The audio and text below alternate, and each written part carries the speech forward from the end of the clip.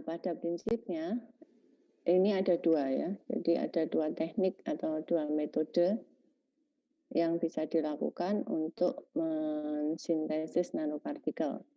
Itu lewat top down sama bottom up. Ya, top down itu dari bulk ke nanopartikel. Jadi dari bentuk yang besar kemudian diperkecil menjadi nanopartikel. Atau metode lain adalah bottom up. Ya, bottom up method atau bottom up approach. Nah, itu kebalikannya ya. Dari atom atau molekul, kemudian dari kumpulan molekul itu membentuk klaster atau nuklei, kemudian baru jadi nanopartikel. Ya, apa saja yang termasuk top down, bottom up itu banyak ya jenisnya. Antara lain yang ada di slide yang seperti Anda lihat, ada chemical etching, laser ablation, kemudian pakai milling, baik mechanical atau ball milling, pakai sputtering atau explosion. Kemudian yang bottom up biasanya pakai Sol Gill proses, kemudian pyrolysis, kemudian kondensasi, dan aerosol. Ada pula di situ disampaikan green synthesis. Green synthesis itu yang eco-friendly ya, yang ramah lingkungan. Itu biasanya menggunakan living organism apa saja. Bisa dari tanaman, bisa dari mikroba. Tanaman apa saja, bagian mana saja yang bisa dipakai, macam-macam. Bagian leaf, root, flower, ataupun fruitnya. Mikroorganisme banyak juga yang bisa dipakai, antara lain bakteri, fungus, dan alga ya. Jadi itu bagaimana mensintesis nanopartikel. Ini versi lain, tapi prinsipnya sama. Jadi nanopartikel ada top down, ada bottom up. Top down dari bulk material ke nanopartikel, kalau bottom up nanopartikel dari atom ke nanopartikel ya. Sama ya, ini juga ada yang bottom up, itu ada yang green method ya. Green method itu paling aman dari sisi kerusakan lingkungan ya, karena dia menggunakan bahan-bahan bio ya. Ini secara umum ya. Kemudian ada lagi klasifikasi sintesis nanomaterial berdasarkan physical atau chemical atau biological ya. Kalau tadi dari bentuk ukurannya, nah kalau ini cara mensintesisnya pakai fisik apa saja di situ. Di situ ada mechanical method, ada vapor method, kemudian dibagi lagi kalau mechanical method itu pakai milling, kalau vapor method itu pakai physical vapor deposition. Banyak banget jenisnya ya. Nanti Anda bisa belajar lebih detail lewat jurnal-jurnal yang Anda bisa temukan ya. Kemudian chemical method itu ada Sol Gill, chemical vapor deposition, colloidal method, dan spray pyrolysis. Dan biological method seperti yang saya sampaikan tadi, ada yang menggunakan plant dan ada yang menggunakan microbe ya. Secara umum seperti itu. Kemudian definisinya ya, definisinya top down itu apa? Baru saja saya sampaikan tadi bahwa top down method itu berawal dari bulk material, jadi materi yang berukuran besar kemudian diperkecil menjadi nanopartikel, dan biasanya itu merupakan physical method ya. Jadi kalau bicara tentang top down itu biasanya melibatkan metode fisik ya, karena memperkecil ukuran di situ, kebanyakan lewat fisik method. Kemudian contohnya metode-metode yang top down itu apa saja? Ada di situ HEBM ya, High Energy Ball Milling. High Energy Ball Milling itu memperkecil ukuran ya, jadi nanoscale powder. Jadi nanti dihasilkan bentuknya powder lewat milling ya, nanti digerus seperti digerus, jadi ada tumbukan-tumbukan yang menyebabkan dia bisa berukuran lebih kecil ya. Kemudian ada juga di situ wire explosion, jadi pakai explosion. Nah, karena adanya explosion ini dari bulk material dia akan diperkecil ukurannya. Kemudian pakai ini apa alternating current, jadi aliran AC dan DC itu yang menyebabkan bahan-bahan itu bisa evaporasi.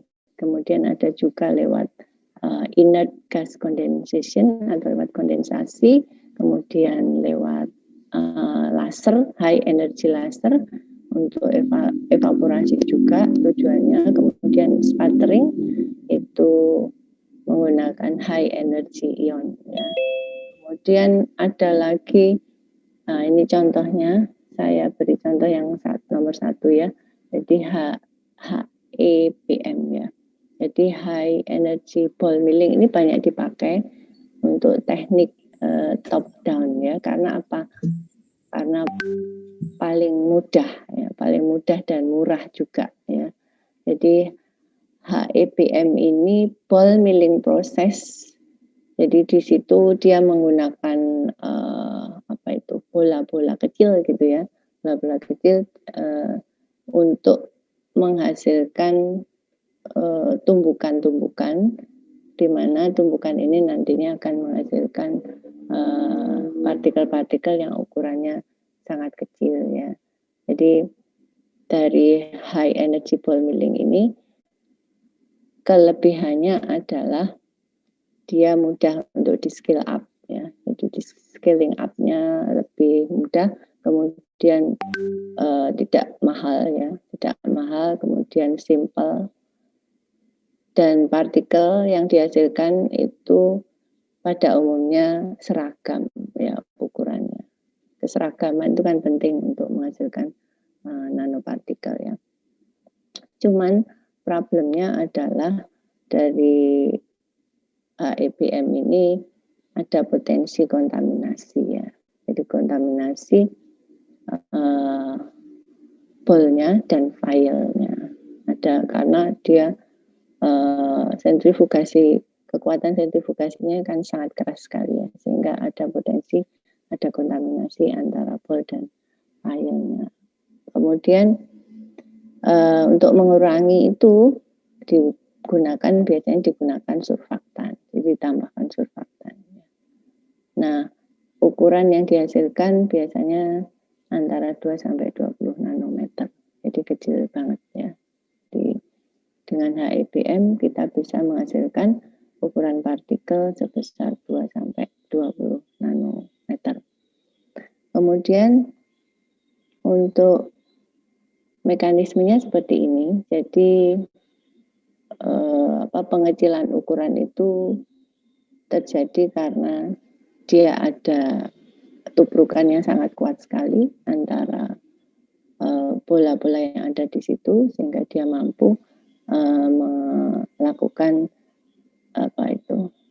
pembentukan partikel yang sangat kecil ya. Jadi ini yang sebelah kanan itu adalah hasil TEM ya, jadi mikroskop elektron, jadi transmission electron microscope atau TEM. Ini partikel nanopartikel itu hanya bisa dilihat pakai TEM ya, tidak bisa pakai SEM, karena kemampuan TEM jauh lebih tinggi dibanding SEM.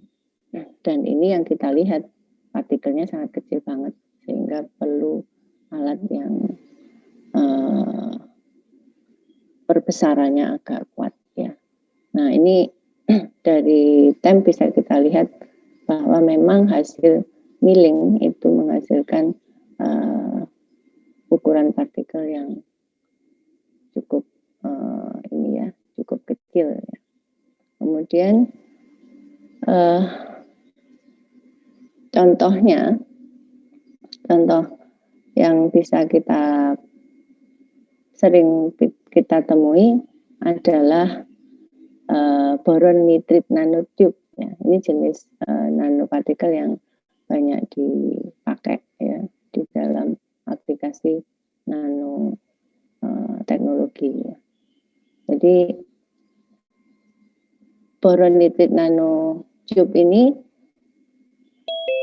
membutuhkan waktu untuk mensintesisnya selama 150 jam ya. Jadi tidak hitungannya tidak hanya 1, 2, 3 jam selesai mensintesis nanopartikel, tapi Anda bisa lihat di situ untuk kasus BNNTS atau boron nitrit nanotube itu disintesis selama 150 jam ya, dengan high energy milling. Kemudian alat yang digunakan atau vesselnya untuk mensintesis itu adalah bahannya dari stainless steel ya. Kemudian tekanan yang dipakai sebesar itu 2,3 kali 10 pangkat 3 torr. Kemudian suhunya Anda bisa lihat di situ 1000 derajat Celcius, lebih dari 1000 derajat Celcius. Nah, kemudian kita coba komparasi ya BNNT tadi dengan CNT di karbon nanotube atau boron nanotube dan dari regular paper. Nah, ini hanya untuk mengkomparasi bagaimana karakteristik dari ketiga bahan tersebut ya. Jadi dari regular paper, CNT paper dan BNNT paper dilihat resistensinya terhadap api ya, flame resistance ya. Anda bisa bandingkan di situ bahwa regular paper tentunya yang paling mudah terbakar ya. Dalam hitungan 10 detik dia terbakar. Tetapi bagaimana dengan karbon paper? Agak lama ya dia, 60 second, 60 detik. Bagaimana dengan BNNT? Boron nanotube ternyata dia lebih panjang ya, 2 kali lipatnya, 150 second. Jadi, nah ini menunjukkan bahwa karakter berubah ya ketika bahan yang kita pakai dan ukuran yang kita pakai juga berbeda ya. Jadi ini menunjukkan adanya perbedaan karakteristik dari bahan yang dipakai dan ukuran tentunya ya. Jadi Anda bisa lihat bahwa BNNT paling unggul di sini dalam hal flame resistant. Ya. Kemudian apa aplikasi untuk BNNTS itu? Untuk electric insulation ya, electric insulation thermal. Nah, kemudian untuk high temperature structural material, jadi bahan-bahan yang tahan terhadap suhu tinggi ya. Kemudian untuk drug delivering agent untuk kain atau elektroporasi itu juga menggunakan BNNT. Kemudian space dan artificial satellite itu juga menggunakan bahan dari BNNT. Kemudian untuk non cytotoxic nerve ataupun regenerating drug delivering agent. Jadi untuk apa? Untuk kesehatan ya ini. Jadi dua yang di bawah itu untuk aplikasi kesehatan. Kemudian bottom up itu contoh top down tadi ya. Lalu bottom up apa? Bottom up seperti yang saya jelaskan tadi. Jadi dia berawal dari sintesisnya dimulai dari atom. Kemudian membentuk cluster atau kumpulan dari atom yang akhirnya membentuk nanopartikel. Biasanya bottom up ini menggunakan chemical method atau teknik secara kimiawi sintesisnya. Kemudian kita lihat apa saja di situ yang ada. Contohnya adalah chemical reduction, banyak ini kalau yang bottom up ya. Chemical chemical reduction, electrochemical synthesis, melibatkan reaksi oksidasi reduksi, kemudian photochemical synthesis, kemudian sulfothermal synthesis, sonochemical route atau menggunakan ultrasound, kemudian interfacial synthesis. Ya. Dan selanjutnya microemulsion, biological method, thermolysis, dan hybrid method. Hybrid method itu merupakan gabungan atau kombinasi dari beberapa metode yang terlibat di dalam bottom up. Ya. Jadi sangat banyak sekali tekniknya yang bisa digunakan untuk mensintesis nanopartikel lewat bottom up teknik. Ya. Ini bisa absen sendiri atau gimana nih? Masih belum bisa lewat Siam. Kenapa ya? Mata kuliah lain bisa?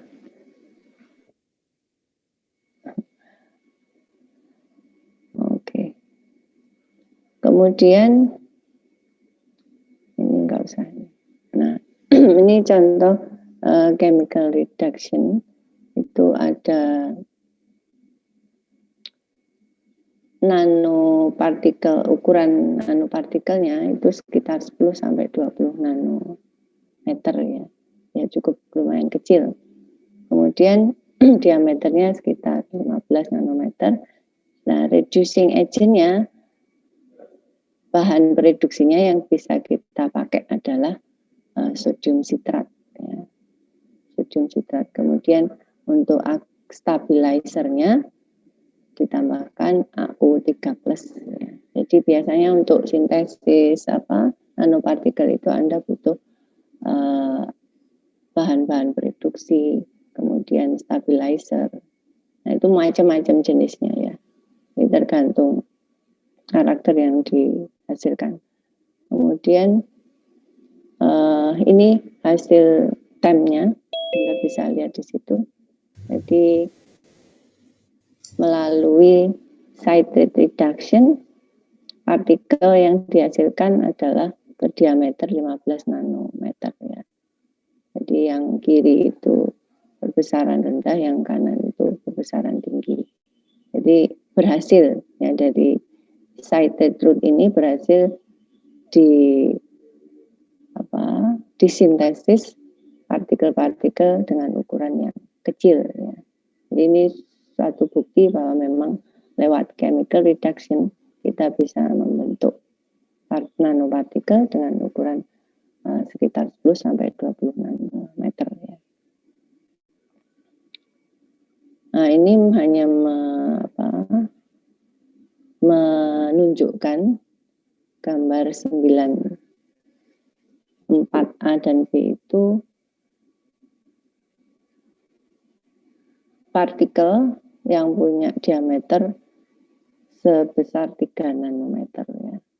Jadi sangat kecil sekali ya. Dibanding yang tadi 15, ini 3 nanometer. Nah, ini biasanya kita mainkan, kita modulasi ini bahan-bahan tadi baik stabilizer ataupun bahan-bahan pereduksinya ya. Jadi variasi itu menentukan seberapa besar ukuran dari nanopartikel yang kita hasilkan ya. Kemudian ini hanya contoh aja ya, contoh pakai selain citrat route, Anda bisa menggunakan polyol route, kemudian amin route atau NABH4 route ya. Dimana reducing agent-nya juga beda-beda ya. Di situ ada BH4, APS, kemudian ethylene glycol dan lain-lain. Jenisnya macam-macam ya untuk sintesis nanopartikel dengan chemical reduction. Kemudian untuk biological method kita masuk ke green method. Itu kelebihannya cepat ya. Dia cepat, lumayan cepat. Kemudian yang terpenting adalah eco-friendly. Kemudian juga mudah untuk di scale up. Nah, yang digunakan tentu saja living organism ya. Jadi nanopartikel itu disintesis menggunakan organisme, baik itu dari mikroba atau dari plant, atau mikrobanya macam-macam, bisa dari bakteri, bisa dengan fungi. Nah, advantage-nya karena biological method, maka yang bisa diunggulkan adalah sifat biocompatibility-nya. Ini kan terkait dengan aplikasi kesehatan ya, aplikasi medical application ya. Karena ketika Anda pakai untuk obat misalnya atau untuk keperluan lain, biocompatibility menjadi concern yang paling tinggi ya di dalam biological method ini. Nah, contohnya apa? Good nano triangle ya, NTS ya, dengan menggunakan reduksi kloroauration. Jadi menggunakan ekstrak tanaman lemongrass. Jadi ekstrak dari tanaman lemongrass itu kita pakai sebagai bahan utama untuk mensintesis nanopartikel yang nantinya digunakan bisa sebagai antimikroba atau anti cancer dan lain sebagainya. Nah, kelebihan lain adalah nanopartikel dari living organism ini stabil ya, dia cukup lumayan stabil ya. Kemudian kita bisa mengoptimalkan sintesis dari nanopartikel dengan menggunakan biological material ini. Antara lain yang bisa kita modulasi adalah pH, suhu, kemudian inkubasinya, dan mixing ratio. Jadi ini beberapa parameter yang bisa kita modulasi atau kita kontrol ya untuk menghasilkan nanopartikel yang kita kehendaki. Kemudian ini hanya menunjukkan bahwa mikroorganisme itu potensi ya digunakan untuk nanopartikel, atau bahasanya dia itu kan cell factory ya. Jadi cell factory itu apa saja bisa kita lakukan ketika kita mengeksploitasi mikroorganisme, termasuk untuk aplikasi nanobiotech ya. Makanya dia juga kita katakan sebagai nanofactory ya, nanofactory. Kemudian seperti yang tadi saya sampaikan, ramah lingkungan itu yang menjadi andalan ketika kita, atau unggulan ya, ketika kita menggunakan makhluk hidup untuk nano biotech ini ya. Dari sisi biaya juga cukup visible ya. Ketika kita mensintesis nanopartikel dari bahan living organism. Kemudian ini aplikasinya ya. Coba kita melihat aplikasi dari biological method. Jadi dari microorganism ataupun dari plant, Anda bisa memanfaatkan keduanya, dan aplikasinya juga macam-macam. Anda bisa lihat di situ untuk nanosensor, kemudian untuk antimikrobial, untuk antipatogen, kemudian untuk kosmetik, untuk drug delivery, dan untuk anti cancer ya. tentunya aman ya, biological method ini. Kelebihan lain, safety-nya ya. Nah, kemudian bagaimana produksinya? Ini saya sekilas akan menyampaikan ya bagaimana memproduksi nanopartikel dari mikroorganisme. Jadi mikroorganisme itu dalam hal ini bisa dibagi menjadi dua ya. Jadi dia menghasilkan nanopartikel ekstraseluler dan intraseluler. Yang ekstraseluler itu cara mensintesisnya agak beda dengan yang intraseluler ya. Jadi kalau yang ekstraseluler kita coba lihat stepnya untuk produksi nanopartikelnya. Yang pertama adalah tugas Anda menumbuhkan mikroorganisme itu ya, pertama. Tergantung mikroorganismenya. Generation time-nya berapa, itu kita tumbuhkan. Secara umum 1-2 hari ya. Ditumbuhkan pada kondisi yang optimum. Kondisi optimum itu untuk pertumbuhan dia, termasuk pH, suhu, media, dan sebagainya. Kemudian setelah itu kita sentrifuge. Kita sentrifuge dalam rangka untuk memisahkan biomasa ya, biomasa atau sel dengan larutannya, dengan apa istilahnya, supernatan ya. Kemudian supernatan kita ambil. Yang kita ambil adalah supernatan, itulah yang kita gunakan untuk mensintesis nanopartikel. Kemudian ditambahkan larutan metal salt ya, garam metal. Kemudian diinkubasi. Setelah itu, setelah inkubasi, disentrifuge lagi untuk menghilangkan kontaminan ya. Setelah inkubasi, disentrifuge lagi, kemudian dicuci, ya, dicuci, kemudian dikumpulkan atau dipanen lah ya. Nah, di situ kita bisa mendapatkan nanopartikel. Yang intraseluler sintesis dari nanopartikel itu bedanya ketika kita menumbuhkan mikroorganisme pada kondisi yang optimum, biomasa yang kita ambil ya.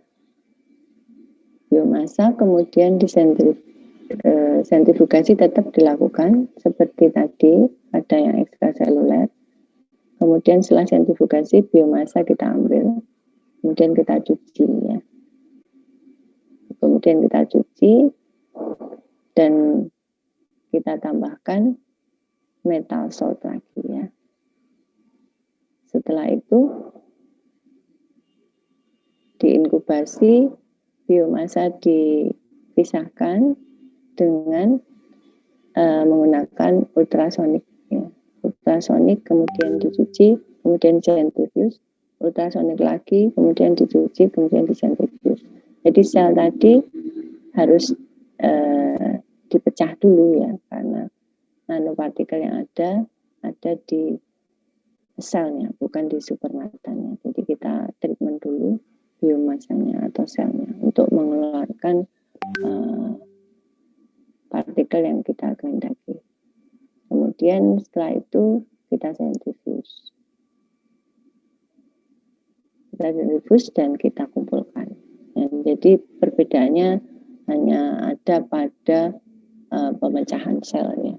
Jadi kalau pada ekstraseluler kita langsung sentrifugasi yang kita ambil supernatannya, kemudian kita perlakukan dengan metal salt tadi. Kalau yang pada intraseluler kita sentrifuge, kemudian kita ambil selnya dan kita pecah dengan ultrasonikasi. Kemudian kita tambahkan metal salt dan kita kumpulkan. kerusakan seperti yang ada pada ekstraseluler. Itu teknik untuk mensintesis nanopartikel ketika kita menggunakan mikroba.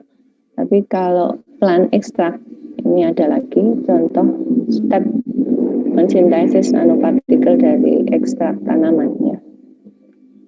Jadi ekstrak tanaman itu kita bisa ambil bagian akarnya, daun, atau yang lain. Bunganya juga bisa. Nah, setelah itu kita perkecil ukurannya. Kemudian kita ekstrak ya. Diekstrak lewat boiling.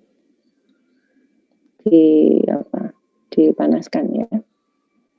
Kemudian difiltrasi atau sentrifugasi ya.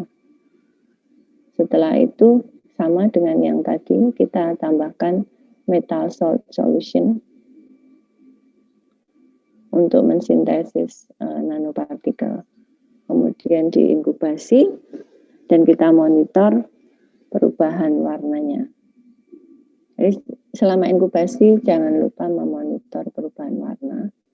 Kemudian setelah itu, setelah inkubasi selesai, kita kumpulkan kita ambil nanopartikelnya ya, sama seperti yang ada pada mikroorganisme tadi. Jadi ini saya kira prinsipnya sama ya, prinsipnya sama, cuman kita harus tahu ketika kita menggunakan mikroba itu yang kita ambil ekstra atau intra seluler metabolitnya, dan itu yang membedakan pada step pemecahan dinding selnya. Jadi kalau ekstra nggak perlu dilakukan pemecahan dinding sel, tapi kalau intraseluler nanopartikel yang kita mau sintesis itu kita pakai pemecahan dinding sel dulu. Kemudian ini contoh ya, contoh sintesis dan aplikasi dari biological nanopartikel dari beberapa mikroorganisme. Jadi di situ ada Pseudomonas, ada Bacillus, ada Listeria bahkan ya, ada Streptomyces juga. Kemudian bahannya ada yang bersifat ekstraseluler maupun intraseluler. Kemudian nanopartikel yang kita pakai itu ada silver gold, kadmium sulfit ya. Kemudian ukurannya juga bervariasi ya. 10, 30, ada yang 30 sampai 100, ada yang bahkan 3 sampai 4 nanometer. Kemudian fungsinya atau aplikasinya ada yang digunakan sebagai antimikroba atau antibiofilm, kemudian antivirus, dan juga ada yang digunakan untuk moskitosidal. Jadi beberapa aplikasi bisa dilihat di situ.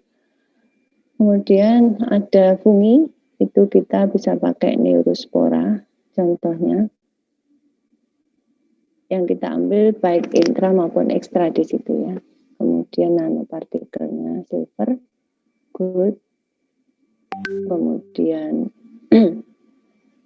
di situ ada yeast juga, ada candida, ada Actinomycetes, Streptomyces juga ada ya, dengan berbagai ukuran, ada yang 2 sampai 5 nano, sangat kecil sekali ya.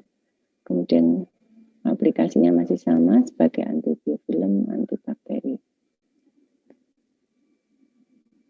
Ini tanaman ya, kalau tadi mikroba, ini tanaman.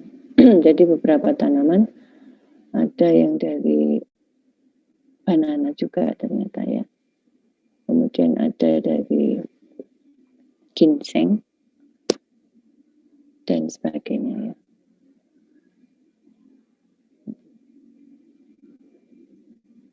Nah ini bisa Anda baca sendiri. Nah, intinya seperti ini ya, ketika kita bisa gambarkan. Jadi, biological method itu Anda bisa pakai plant atau mikrobial, kemudian Anda kasih metal salt solution, Anda bisa pakai metalnya apa saja, terserah. Kemudian terjadi proses reduksi ya. Proses reduksi, kemudian kita dapatkan nanopartikel. Nah, di situ aplikasinya seperti yang disampaikan tadi, ada sebagai anti fungal, anti cancer, antiviral, dan macam-macam. Ya, jadi mekanisme sintesisnya sederhana ya. Jadi Anda ada bahannya, ekstraknya, kemudian Anda tambah metal salt solution, kemudian terjadi proses reduksi, kemudian Anda dapat nanopartikel. Sama, ini juga sama. Ini hanya untuk menggambarkan. Nah, key factor, jadi faktor yang Anda bisa manipulasi selama proses, selama terjadinya reduksi tadi, Anda bisa optimasi pH-nya, kemudian waktu reaksinya, kemudian suhunya juga, dan konsentrasi ya, konsentrasi baik ekstrak ataupun metal salt yang Anda pakai ya. Jadi prinsipnya seperti itu ya.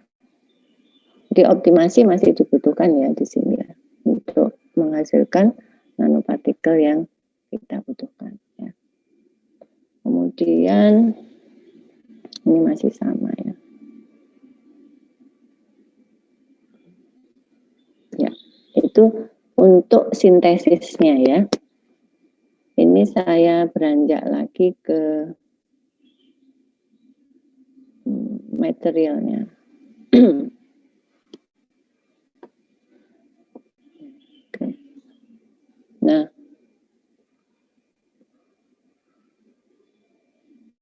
ini materinya atau bahan-bahannya, type of material itu apa saja. Kalau tadi sintesisnya ada dua ya, jadi bottom up sama top down ya. Kemudian ada fisik, chemical, dan biological teknik. Dan materinya apa saja yang digunakan untuk nanopartikel gitu ya. Nah, seperti kita tahu kemarin nanopartikel itu adalah ketika kita bicara partikel dengan ukuran antara 1 sampai 100 nanometer ya. Jadi tidak boleh lebih dari 100 ya. Kemudian yang perlu Anda tahu adalah tidak semua nanopartikel itu nanomaterial, tetapi tidak semua nanopartikel adalah nanomaterial adalah nanopartikel ya. Sorry, semua nanopartikel adalah nanomaterial, tetapi tidak semua nanomaterial adalah nanopartikel ya. Saya kira ya logis ya. Jadi tidak semua nanomaterial itu merupakan nanopartikel. Ya, kita coba lihat di sini ya. Nih, jadi bahan atau nanomaterial itu kita bisa klasifikasikan. Di situ ada nanopartikel, ada nanoclay, dan nanoemulsion. Nanopartikel apa saja di situ? Ada yang berupa inorganic nanopartikel, ada juga yang berupa organic nanopartikel. Kemudian nanoclay, kemudian nanoemulsion tidak ada tipe-tipenya ya, hanya satu tipe. Kemudian contoh inorganic nanopartikel itu adalah silika ya, kemudian gold. Kemudian untuk organik di situ ada liposum dan ada dextrin. Kemudian kita beranjak ke sini. Nah, di dalam klasifikasi nanomaterial atau ini bisa diklasifikasikan berdasarkan dimensinya ya.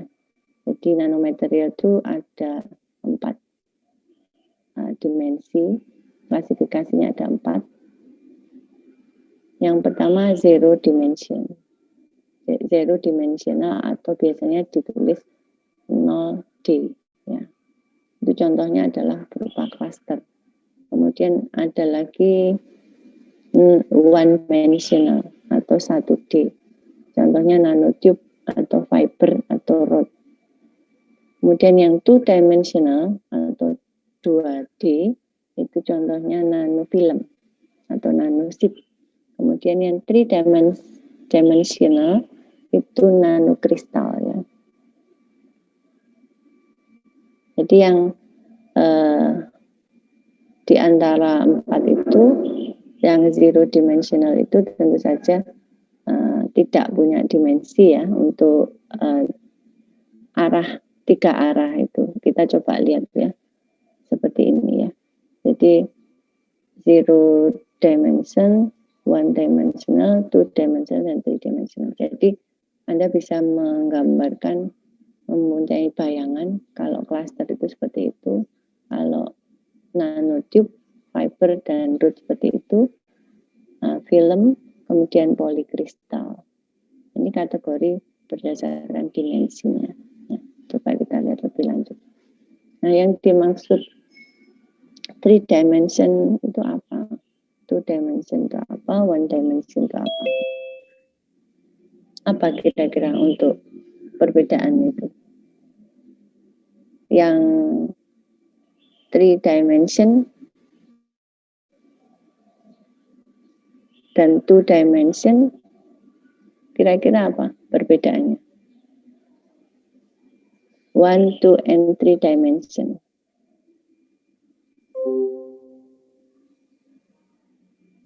Di situ one dimension nanoplate ya, kemudian two dimension nanowire, dan three dimension nanoparticle. Jadi ketika bicara one dimension itu artinya apa? Kalau dilihat dari gambar ini.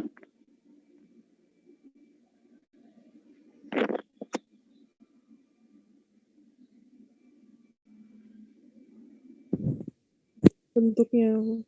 Silakan, siapa yang jawab?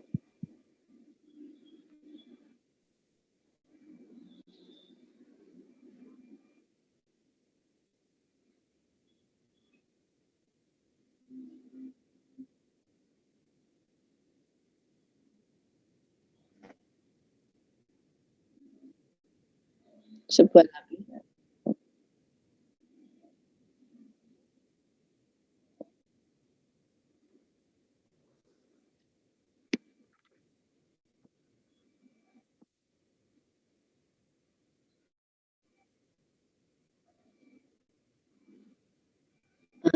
Memanjang ya.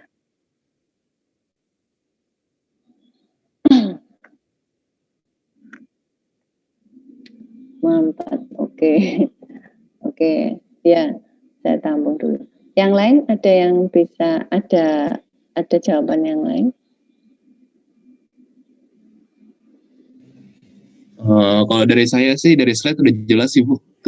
Satu dimensi kurang dari 100 nanometer untuk nanoplate. Jadi maksudnya misalnya panjang kali lebar kali tinggi, itu cuma tingginya aja yang kurang dari 100 nanometer. Tapi kalau nanowire, misalnya panjang sama tingginya di bawah 100 nanometer, tapi lebarnya bisa lebih dari 100 nanometer. Tapi kalau nanopartikel, panjang, lebar, sama tinggi kurang dari 100 nanometer. Oke. Yang lain? Ada lagi yang lain? Halo?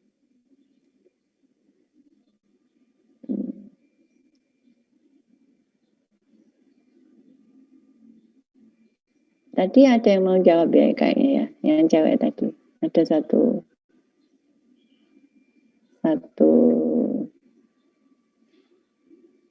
mahasiswa cewek.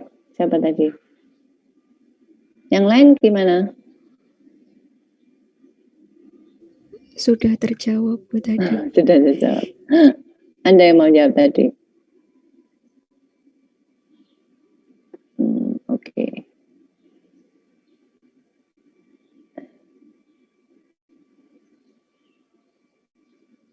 Bentar ya. Rivaldo ada? Rivaldo, kamu punya jawaban nggak?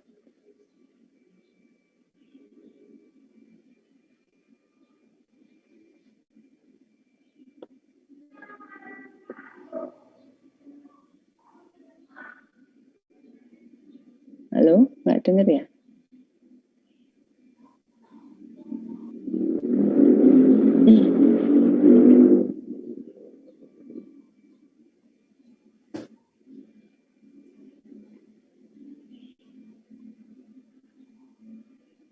Rivaldo ada? Oh, saya nggak bisa dengar.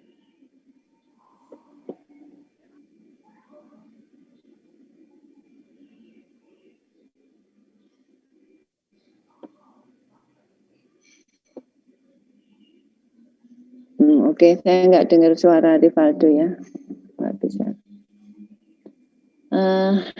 Jadi ya benar ya tadi jawabannya. Jadi ketika kita bicara tentang one dimension itu ya hanya satu. Misalkan di situ gambarnya tingginya hanya satu ya, yang kurang dari 100 nanometer, yang lain boleh lebih dari 100 nanometer ukurannya. Kemudian yang nanowire ada dua, jadi katakanlah panjang dan lebar, tapi tingginya lebih dari 100 nanometer. Kemudian tingkat yang ketiga, three dimension, itu artinya tiga-tiganya, panjang, lebar, dan tinggi, itu harus kurang dari 100 nanometer. Ya. Itu klasifikasinya untuk nano. Nah, nanomaterial, contohnya apa di situ? Yang fiber, yang partikulat, dan platelet. Ya, di situ Anda bisa lihat ya. Di situ platelet itu ada yang MMT, NGPS, DHS ya. Jadi nanografin platelet, kemudian layer double hydroxide atau monomerylonukleid. Kemudian fiber CNFS, ya, karbon nanofiber biasanya, karbon nanotube atau HNTS atau nikel nanosanden, masih banyak jenisnya ya. Kemudian partikulat kita bisa lihat di situ, contohnya nano alumina, nano silver, nano titanium, nano magnesium dan sebagainya. Ya. Kemudian tipe nanopartikel itu bisa kita klasifikasikan, ada yang namanya natural nanomaterial. Ini berbasis ini ya, prosesnya. Jadi tipe nanopartikel ketika kita melihat dari sudut prosesnya, itu ada yang namanya natural nanomaterial, incidental nanomaterial, engineered nanomaterial, anthropogenic nanomaterial. Lalu apa yang disebut dengan natural nanomaterial? Jadi nanomaterial yang secara alami dia bisa terbentuk karena mechanical process atau biogeochemical process. Ya. Kemudian yang incidental nanomaterial itu tentu saja pembentukan nanomaterial itu terjadi secara incidentally, ya, unintentionally produced as a result of any form of direct or indirect human influence. Jadi tidak sengaja terbentuknya nanomaterial itu karena aktivitas, misalnya aktivitas manusia dan sebagainya ya. Kemudian kalau engineered itu jelas disengaja ya. Jadi didesain dengan sengaja atau intentionally produced by human. Jadi dibuat oleh manusia supaya terbentuk atau tersintesis nanomaterial. Kemudian yang anthropogenic itu bisa dua-duanya, incidental maupun engineered nanomaterial.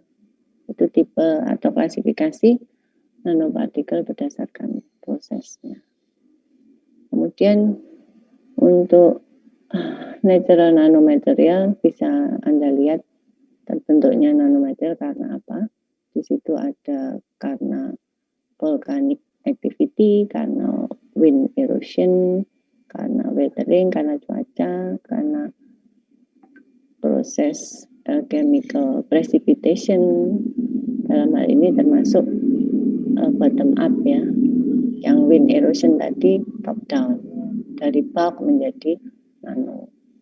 Kemudian ada di situ biomass combustion. Nah, itu juga masuk ke natural processes ya, yang menyebabkan tersintesisnya nanomaterial. Kemudian shape-nya, jadi bentuk nanopartikel itu ternyata macam-macam ya. Ada yang spherical, ada yang triangular, cubic, oval, hexagonal, prisma, rod, dan helical. Ini tergantung prosesnya. Kemudian ini contoh shape dari nanopartikel ya. Itu berupa nanosheet atau nanofilm. Jadi dia merupakan struktur dua dimensi. Ya, struktur dua dimensi seperti yang kita sudah lihat tadi. Contohnya adalah nanorod. Ya. Dia bisa pakai gold atau ZNO. Ya. Kemudian bentuknya itu, strukturnya itu seperti tabung ya biasanya. Kalau kita bicara nanosheet atau nanofilm, seperti yang ada di gambar itu. Kemudian ini ada lagi grafin ya. Ini bentuk grafin itu terbuat dari karbon atom MFC. Kemudian nanorod dari metal untuk cancer ya, cancer terapi kanker. Kalau yang grafin tadi untuk fuel cell ya, microbial fuel cell, atau untuk imobilisasi enzim juga bisa pakai itu. Yang paling bawah nanotube. Ini beberapa gambaran struktur dari berbagai jenis nanopartikel ya. Nah, komposisinya bisa kita lihat ya. Nanopartikel itu kalau metalnya itu ada, yaitu kita bisa pakai metal murni, logam murni, atau bimetal juga bisa, atau kita pakai alloy atau semikonduktor atau oxide ya. Jadi ini banyak jenis yang bisa Anda pakai untuk menghasilkan nanopartikel ya. Beberapa logam atau oxide atau semikonduktor, alloy, dan sebagainya ya. Kemudian klasifikasi lagi untuk nanopartikel itu berdasarkan bahannya atau carbon base material. Itu Anda bisa lihat di situ. Seperti contohnya adalah spherical, ellipsoidal, dan tubular form. Itu bentuknya kalau kita pakai carbon base material. Tapi kalau metallic base material itu ada gold, silver, dan reaktif metal. Atau kalau dendrimer itu berupa apa ya, branch makromolekuler, ada cabang-cabangnya di situ. Kemudian kalau komposit Anda bisa menggunakan beberapa materi ya. Jadi campuran ya. Jadi itu, ini kalau dilihat dari bahannya bisa Anda klasifikasikan, dikategorikan sebagai carbon base atau metallic base atau dendrimer atau dia merupakan komposit. Kemudian properti dari nanopartikel. properti dari nanopartikel itu bisa kita lihat atau bisa kita bedakan itu berdasarkan ukuran, kemudian shape-nya, bentuknya, kemudian komposisi, struktur, permukaan, dan sebagainya ya. Jadi ini semua mempengaruhi sifat atau karakter dari partikel yang dihasilkan. Ya. Jadi ukuran, bentuk, komposisi, struktur, permukaan, dan ya, itu semua akan berpengaruh terhadap sifat atau karakter dari nanopartikel. Kemudian ini ada lagi contoh ya, jadi silver atau nano itu bisa digunakan untuk antibakteri, antiviral, dan antifungal ya. Jadi di situ disampaikan bahwa the property of substance change when in nanosize. Jadi ketika bahan itu dibuat nano, itu dampaknya sangat signifikan sekali ya terhadap apa? Terhadap karakter atau sifat atau properties dari bahan tersebut ya. Semakin kecil ukuran, maka dia akan berdampak pada karakter yang dihasilkannya ya. Yang awalnya dia tidak bisa berfungsi sebagai antibakteri misalnya, ketika dia berubah ukurannya pada skala nano, maka dia akan punya properties atau punya karakter untuk menghasilkan sifat sebagai antibakteri ataupun yang lain ya. Jadi nano di sini punya impact yang luar biasa ya. Ukuran nano maksudnya, skala nano di sini punya impact yang luar biasa terkait dengan aplikasi. Kemudian ini ya, ini dari pertemuan satu yang kedua ini saya ingin mereview ya. Mereview. Sebelum ini kita ini jam berapa sekarang? Sekarang sudah jam berapa? Jam 7:35, Bu. Oke. Kita masih punya waktu ya. Untuk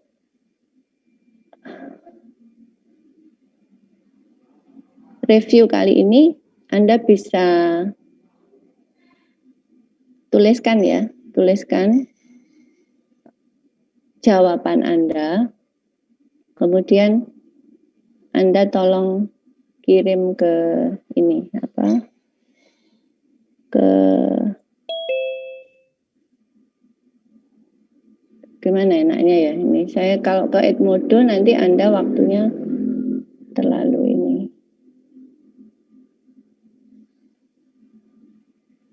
Sebentar, saya pikirkan.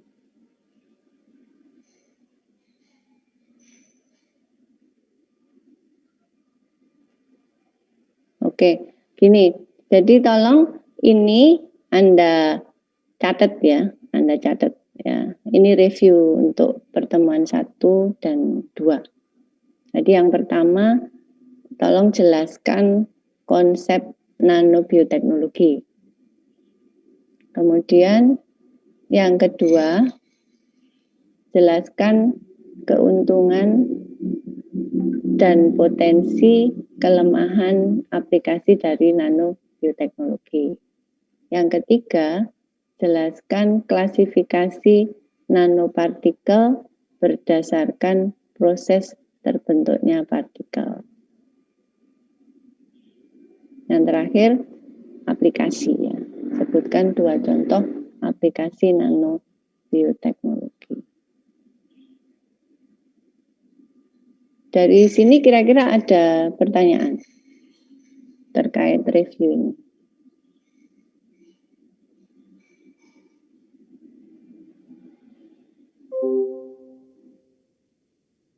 Oke. Jadi tolong Anda jawab, kemudian kirim langsung aja ya ke ini, ke email ya, ke email. Ke email, kemudian saya kasih waktu sampai jam 8 ya. Ini kan 30 menit cukup ya. Sekarang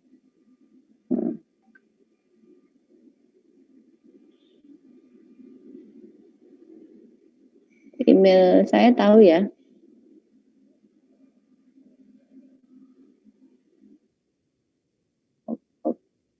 Ya, oke.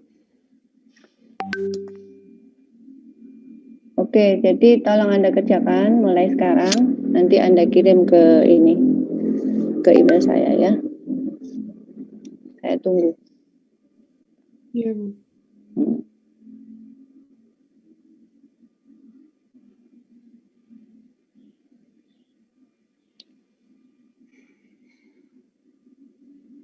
Tadi udah dicatat belum ya? Semua udah nyatet nih.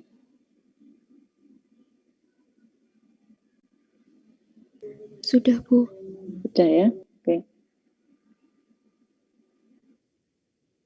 Ya.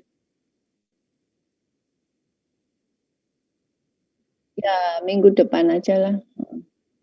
Terserah, saya Selasa kosong.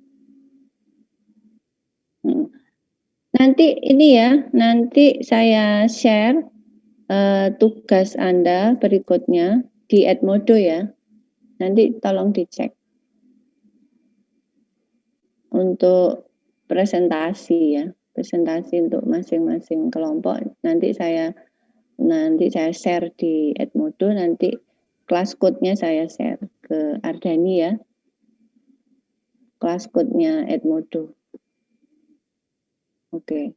Ini dulu diberesi dulu. Dijawab, dikirim ke email saya ya.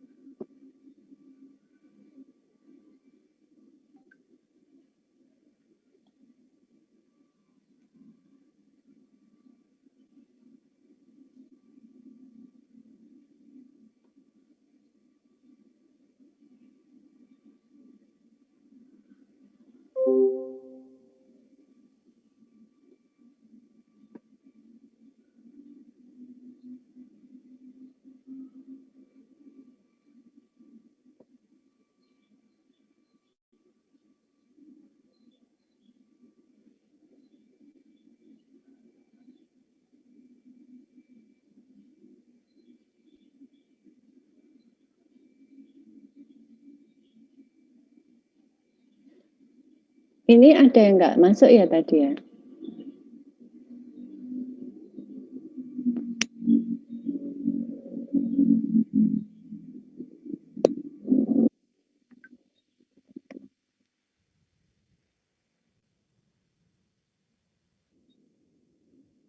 Oke. Iya, nggak apa-apa. Heeh.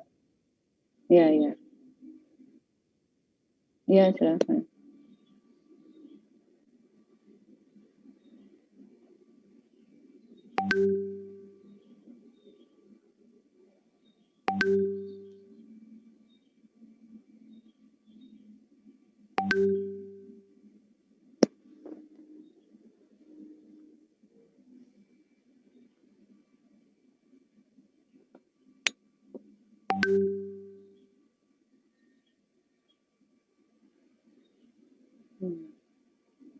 Terima kasih hasilnya.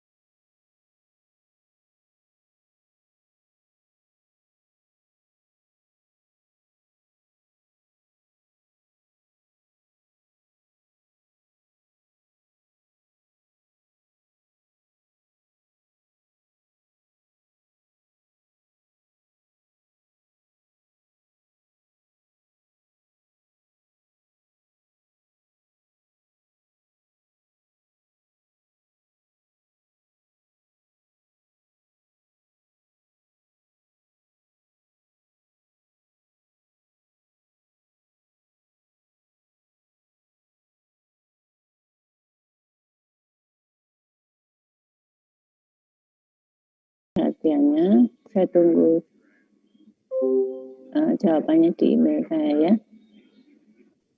Oke. Terima kasih, Bu. Yuk. Terima kasih, Bu. Terima kasih, Bu.